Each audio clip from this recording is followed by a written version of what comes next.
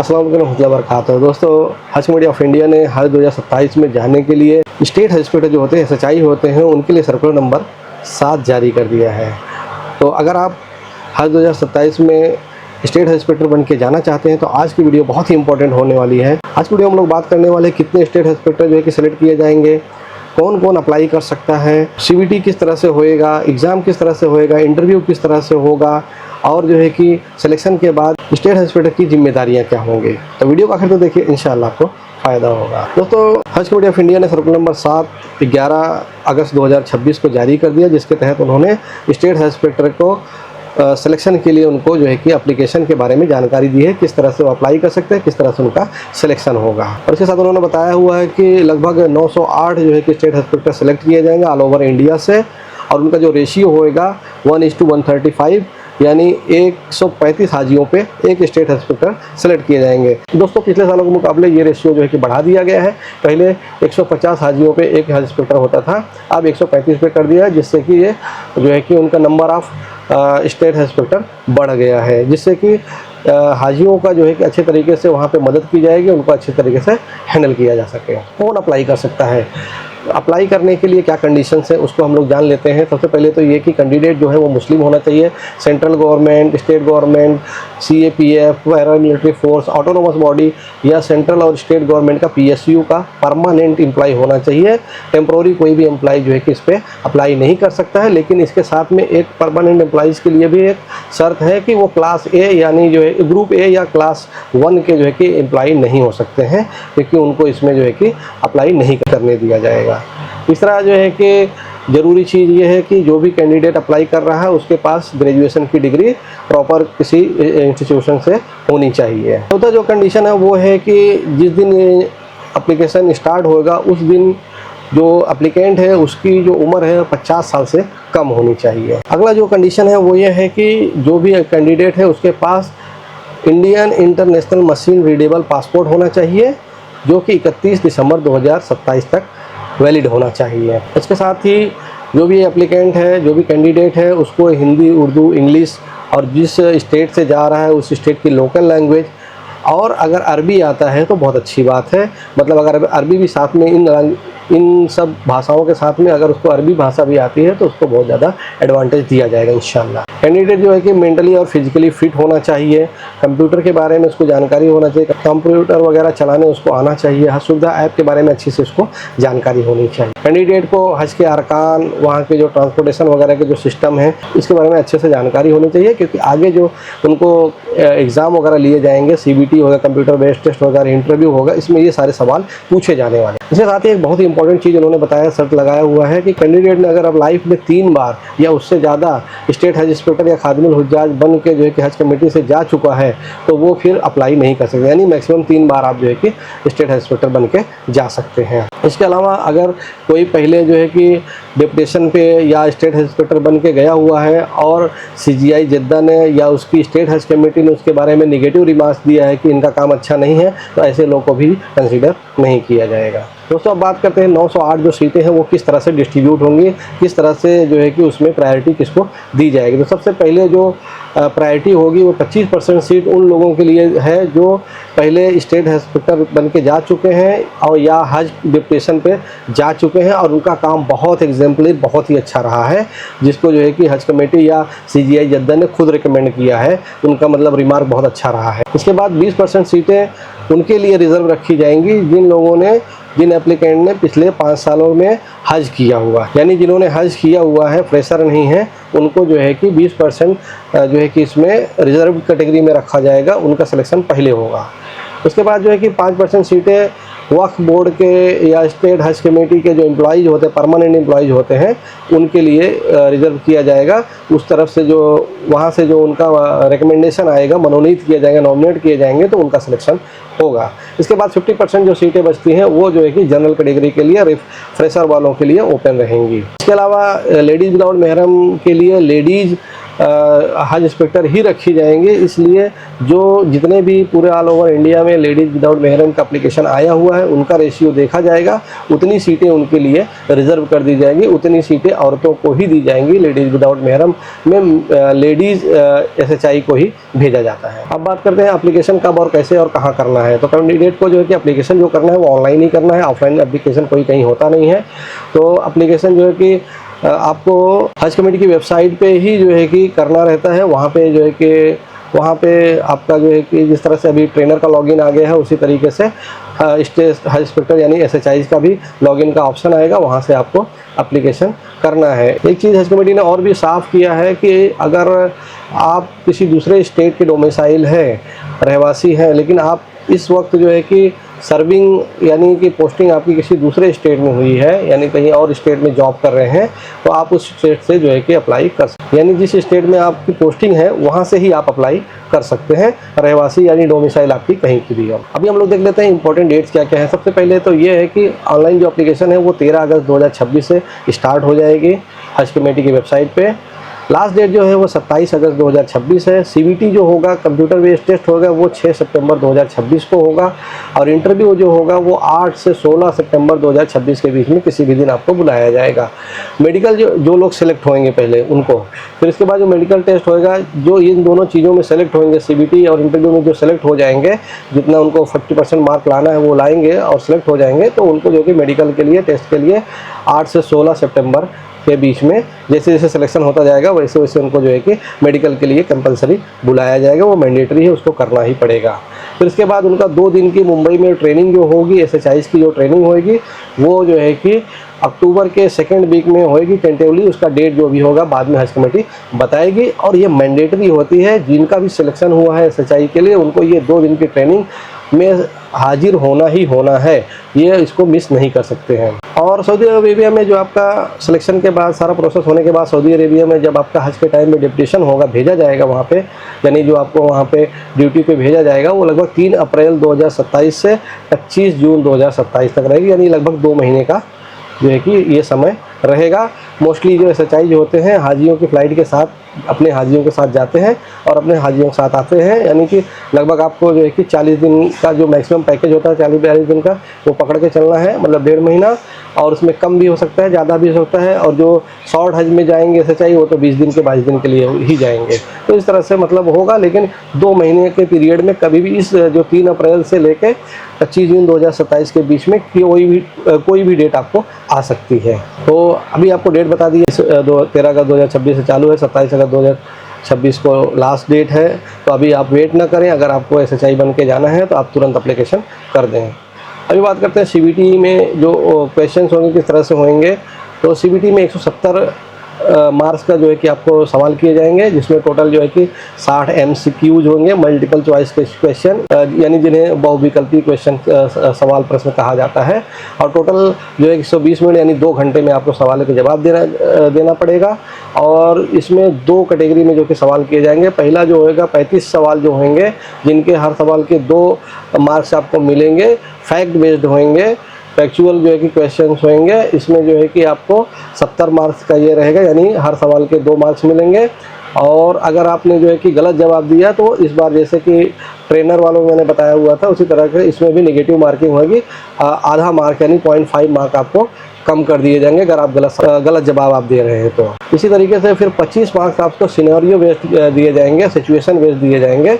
इसमें जो है कि 4 जो है कि मार्क्स एक सवाल पे होंगे, यानी कि टोटल 100 मार्क्स का होएगा। तो 70 मार्क हुआ और 100 मार्क के 170 मार्क्स का जो है कि टोटल आपका CBT यानी कंप्यूटर बेस्ड टेस्ट किया जाएगा। यानी कि जो ये सिनेरियो बेस्ड जो क्वेश्चंस होंगे उसका मतलब ये होता है कि आपको रियल लाइफ सिचुएशन दी जाएगी, मतलब हाजी के साथ इस तरह से हो रहा है, हाजी बीमार हो गया, रास्ते पे गिर गया, और इसी तरीके से बहुत सारी चीज़ें सीन्स यानी जो कि सिचुएशन हो सकती हैं वो बताया जाएगा और आपसे पूछा जाएगा कि इस सिचुएशन में आपको जो है कि आपका क्या एक्शन होगा, आप किस तरह से उसको हैंडल करेंगे।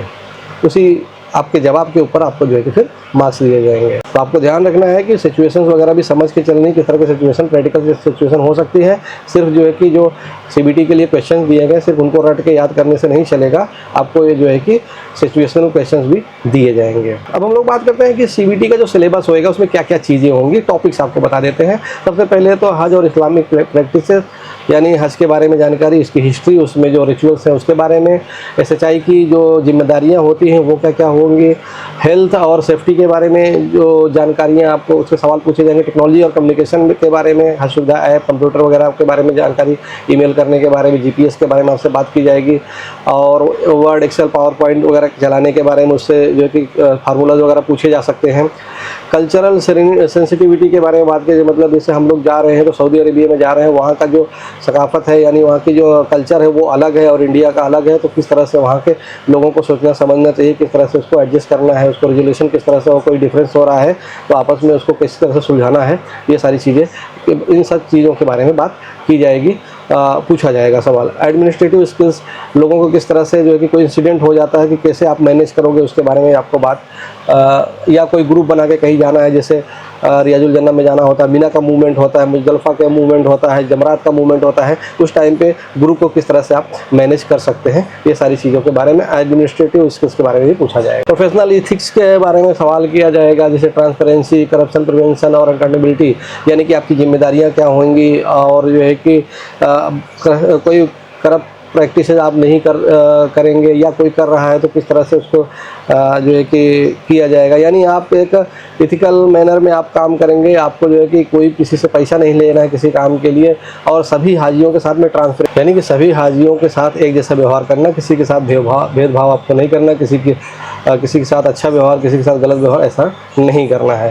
केस स्टडीज एंड सिनेरियो, जैसे मेडिकल इमरजेंसी हो गया, क्राउड ज़्यादा बढ़ गया, पिलग्रिम का कंप्लेंट बहुत ज़्यादा आ रहा है, और क्राइसिस का कोई सिचुएशन आ गया, तो उस कंडीशन में आप क्या करेंगे, इस तरह से सवाल आपको सिचुएशनल सवाल किए जाएंगे। फिर अगर आप सीबीटी में जो है कि 50% मार्क लेके आते हैं तो आपका सीबीटी यानी फिर आपका इंटरव्यू यानी पर्सनालिटी टेस्ट होगा, उसके लिए आपको बुलाया जाएगा।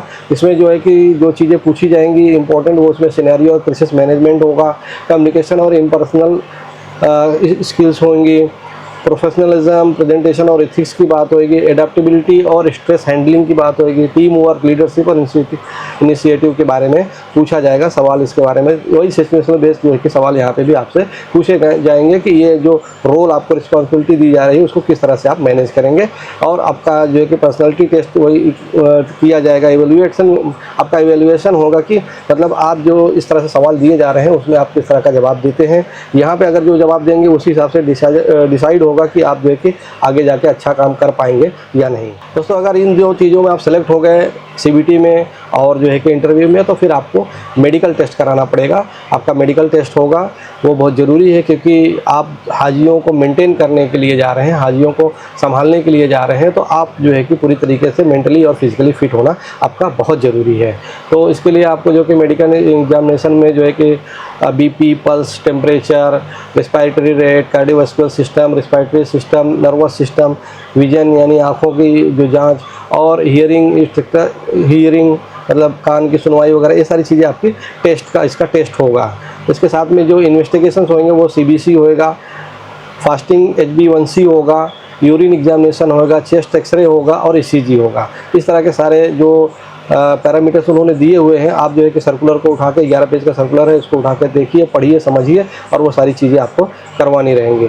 और डॉक्यूमेंट, और अगर डॉक्टर कुछ और चीज़ें बोलता है, उसको शक है या कोई चीज़ और जानना चाहता है तो वो बोलता है ये भी एडिशनल कोई टेस्ट करवाना चाहता है तो वो भी आपको करवाना पड़ेगा। तो ये जो आपसे टेस्ट आपका कराया जाएगा वो ये इसलिए कि आप जो है कि सऊदी अरेबिया में ड्यूटी करने के लिए मेंटली और फिजिकली फिट है या नहीं वो जानने के लिए ये टेस्ट करवाया जाएगा। अभी बात करते हैं एनओसी के बारे में।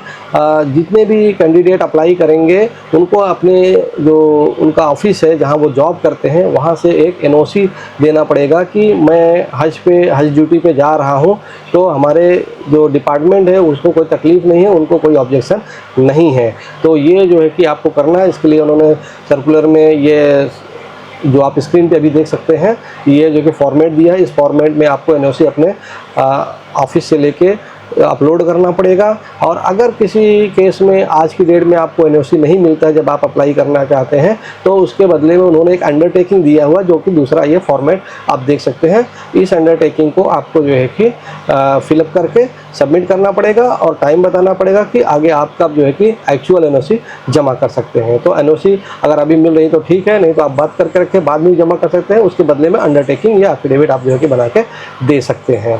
तो ये बहुत ही ज़रूरी है दोस्तों, इसके बगैर आपका जो है कि फर्स्ट स्टेज में सिलेक्शन ही नहीं होगा अगर ये दोनों में से आपने सही से नहीं दिया है। क्योंकि देखिए सरकारी कामकाज है, उसमें बिना एनओसी के आप अपना डिपार्टमेंट छोड़ के कहीं दूसरी जगह जा नहीं सकते। तो इसके लिए आपके कंसर्न अथॉरिटी से, डिपार्टमेंट से एनओसी होना बहुत ही ज़रूरी है। अब बात करते हैं कि सऊदी अरेबिया में एसएचआई की जिम्मेदारियाँ क्या क्या होनी है। सिलेक्शन के बाद एसएचआई की जिम्मेदारियाँ बहुत ही इंपॉर्टेंट होती है। सबसे पहले एसएचआई को हज कमेटी का ट्रेनिंग प्रोग्राम अटेंड करना एकदम कंपलसरी। जो 2 दिनों का प्रोग्राम आपको जो है कि मुंबई में दिया जाएगा, उसको जो है कि आपको अटेंड करना कंपलसरी है। अपनी स्टेट के हाजियों के साथ, जो भी हाजी आपको दिए जाएंगे उनके साथ ही उनकी फ़्लाइट में आपको जाना है और उनकी ही फ़्लाइट में आपको वापस आना है। आपको अलग से ट्रैवल अलाउड नहीं किया जाएगा, यानी आप जो है कि चाहें कि मैं बाद में चला जाऊँ, ऐसा नहीं। आपको हाजियों के साथ ही जाना है और साथ ही वापस आना है।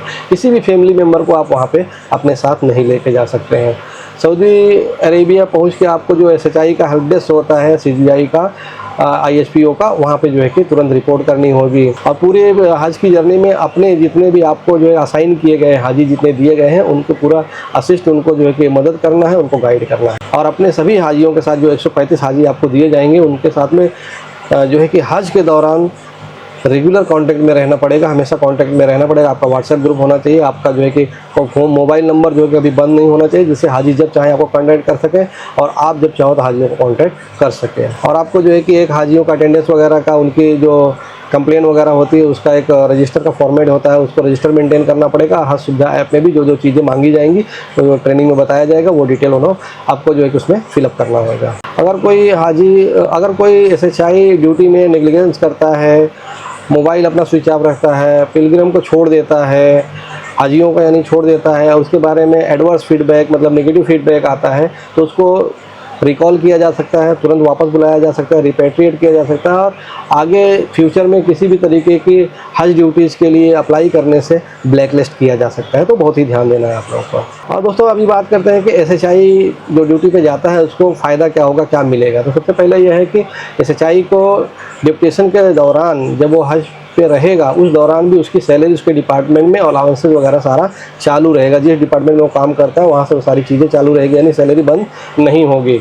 और हज कमेटी की तरफ से उसको जो है कि ट्रैवल अलाउंस यानी कि ट्रैवल का अरेंजमेंट किया जाए, यानी आने जाने का जो फ्लाइट का टिकट होता है उसको फ्री में दिया जाएगा। उसके अलावा जो मक्का मदीना में जो ट्रांसपोर्टेशन वगैरह होता है, सारे हाजियों के जैसा उसको सब कुछ फ्री में दिया जाएगा। उसके साथ साथ में उनको 2100 रियाल जो है कि हर एसएचआई को अलाउंस दिया जाएगा वहाँ पे सऊदी अरेबिया में रहते हुए अपना खर्चा करने के लिए। तो पगार चालू है, आने जाने का सब कुछ खर्चा हज कमेटी दे रही है। उसके साथ में 3100 रुपया आपको ऊपर के अपने खर्चे लिए, शॉपिंग वगैरह करने के लिए भी, खाने के लिए भी दे रही है। ये सारा जो खर्चा होता है दोस्तों, आपको जानकारी के लिए बता दूं कि 50% स्टेट हज कमेटी देती है, जिस स्टेट से वो हज इंस्पेक्टर सेलेक्ट किया गया है, और 50% सेंट्रल हज कमेटी यानी हज कमेटी ऑफ इंडिया देती है। तो दोस्तों अगर आप हज इंस्पेक्टर के लिए, स्टेट हज इंस्पेक्टर के लिए अप्लाई करना चाहते हैं, तो मेरी कुछ राय है कि कुछ जो चीज़ें हैं उसको आपको ज़्यादा फोकस करना चाहिए। तो उसमें मैं आपको बता देना चाहता हूँ कि सिनेरियो बेस्ड जो क्वेश्चन प्रिपरेशन अभी से आप शुरू कर लीजिए। किस तरह के सिनेरियो, किस तरह से सिचुएशन हो सकते हैं। हज रिचुअल्स के साथ साथ में हज के अरकान के साथ साथ में कुछ और पॉइंट्स है जिसको भी आपको ध्यान में रखना है, उसके बारे में पढ़ाई करना है, उसके बारे में जो है कि सर्च करके स्टडी करके आपको रखना है। जिसमें कि हज लॉजिस्टिक्स है, मतलब हज का जो ट्रांसपोर्टेशन होता है, मिना मुजल्फा अरफात, हाजियों को लेना लाना ले जाना, किस तरह से होता है। हाजियों का मैनेजमेंट आपको उनको संभालने का किस तरह से करना है, क्राउड मैनेजमेंट कैसे करना चाहिए, मेडिकल इमरजेंसीज में किस तरह से रिएक्ट करना चाहिए, फर्स्ट एड के बारे में जानकारी होनी चाहिए। आपको हज सुविधा ऐप को अच्छे से जानकारी होनी चाहिए, क्योंकि आप खुद भी चलाना जानना चाहिए और हाजियों को किसी हज सुविधा ऐप में उनको प्रॉब्लम आ रहा है तो उसको भी आपको रिजॉल्व करने का जानकारी होनी चाहिए। कंप्यूटर का नॉलेज अच्छा आपको होना चाहिए, word, excel, PowerPoint, email करना, जीपीएस के बारे में सारी चीज़ें, जनरल जो ऐप्स है उसको चलाने आपको आना चाहिए। कम्युनिकेशन स्किल्स आपकी बेहतर होनी चाहिए, जिससे हाजियों के साथ में आप अच्छे से बातचीत कर सकें। क्राइसिस मैनेजमेंट में आप अच्छे होने चाहिए कि कोई प्रॉब्लम कहीं हो गया, कोई हाजी बीमार हो गया, गिर पड़ा, या इसी तरीके से कोई और इमरजेंसी आ गई तो उस टाइम पे आपको क्या करना है। और फिर उसके बाद जो है कि कॉन्फ्लिक्ट रिजोल्यूशन आपको अच्छे से आना चाहिए। दो हाजियों में आपस में झगड़ा हो गया, किसी मामला जो है कि हज कमेटी किसी सर्विस के बारे में कोई मामला झगड़ा हो गया, जैसे मीना में कोई सर्विस प्रॉपर नहीं मिल रही, खाना सही नहीं मिल रहा है, टेंट अच्छा नहीं है, बाथरूम अच्छा नहीं, इस तरह से कोई चीज़ हुआ तो उसकी तरह से कॉन्फ्लिक्ट उस तरह का कॉन्फ्लिक्ट किस तरह से आपको जो है कि हैंडल करना है, उसको रिजॉल्व करना है, इस चीज़ के बारे में खूब अच्छे से आपको स्टडी करके रखना चाहिए। यही सब चीज़ें आपको जो है कि इंटरव्यू में इंशाअल्लाह पूछे जाएंगे और CBT में इसी से रिलेटेड सवाल जो है कि आएंगे। दोस्तों अगर आपको अरबिक आती है तो बहुत अच्छा है, तो आप इंटरव्यू के टाइम पे भी इसको मेंशन कर दें कि हाँ अरबिक भाषा का मुझे जानकारी है, जिससे आपको बहुत अच्छा एडवांटेज इंशाअल्लाह मिलेगा। तो दोस्तों आखिर में एक बार फिर से रिवाइज कर देते हैं कि इस जो सर्कुलर नंबर 7 SHI का स्टेट हॉस्पिटल का जो सर्कुलर है उनके एप्लीकेशन के बारे में, उसमें क्या क्या चीज़ें हैं। सबसे पहले जो है कि एप्लीकेशन है वो 13 से 27 अगस्त के बीच में होगी। 13 अगस्त से चालू होगी, 27 अगस्त को लास्ट डेट है। CBT का जो डेट होगा, कंप्यूटर बेस्ड टेस्ट जो कंप्यूटर पे आपको देना है, मोबाइल पे देना है, वो 6 सितंबर 2026 को होगा इंशाल्लाह। इंटरव्यू आपका जो है कि अगर CBT में सेलेक्ट होते हैं तो इंटरव्यू आपका 8 से 16 सितंबर के बीच में होगा। और जो आपका मेडिकल होगा, जैसे जैसे सिलेक्शन होगा उसी तरीके से 8 से 16 सितंबर के बीच में मेडिकल भी आपका होगा। आपकी जो ट्रेनिंग होगी अक्टूबर के 2nd वीक में 2 दिनों की ट्रेनिंग होगी मुंबई में, और आपको वहाँ इसको अटेंड करना कंपलसरी है, मैंडेटरी है। और हज डिप्यूटेशन जो होगा आपको, यानी हज की जो ड्यूटी होगी वो आपको 3 अप्रैल से जो है कि 27 जून के बीच में आपको रहेगी, यानी 2 महीने के बीच में कभी भी आपको डिप्यूटेशन पे जाना रहेगा। जबकि यानी कि जो हज की फ़्लाइट जिस दिन से चालू हो जाएंगे और जिस दिन रिटर्न होंगे उस बीच में आपकी ड्यूटी रहेगी इंशाल्लाह। तो सर्कुलर नंबर 7 में दिया गया एलिजिबिलिटी क्राइटेरिया, जो योग्यता का जो क्राइटेरिया है और कंडीशन है, उसको एप्लीकेशन सबमिट करने से पहले बहुत अच्छे से आप लोग समझ लें। इसको पूरे से सर्कुलर को अच्छे तरीके से आप स्टडी कर लें, इसको कन्वर्ट कर लें। अगर आपको इंग्लिश नहीं समझ में आती है तो उर्दू में, हिंदी में जो है कि ChatGPT के थ्रू या फिर जो है कि गूगल ट्रांसलेट के जरिए जो है कि इसको अपनी भाषा में इसको कन्वर्ट कर सकते हैं, ट्रांसलेट कर सकते हैं और फिर अच्छे तरीके से उसको समझ लें। नहीं समझता है किसी जानकार को जो पहले इस तरह के ड्यूटी पे गया हुआ है, उससे अच्छे से रब्ता करके समझ लें, बूझ लें और उसके बाद जो है कि एप्लीकेशन करें। तो दोस्तों ये थी वीडियो आज की स्टेट हॉस्पिटल की जो वैकेंसी निकल गई है उनका सिलेक्शन के बारे में, एप्लीकेशन के बारे में, सर्कुलर आ गया सर्कुलर नंबर 7 उसके बारे में। उम्मीद करते हैं वीडियो आपको पसंद आई होगी। वीडियो को लाइक करें, शेयर करें, हमारे चैनल को सब्सक्राइब कर लें, हमारे व्हाट्सएप ग्रुप को ज्वाइन कर लें जिसमें आपके सवालों के जवाब दिए जाते हैं। इस वीडियो में बस इतना है, अपना ख्याल रखिएगा। मिलते हैं किसी और वीडियो में। अस्सलाम वालेकुम।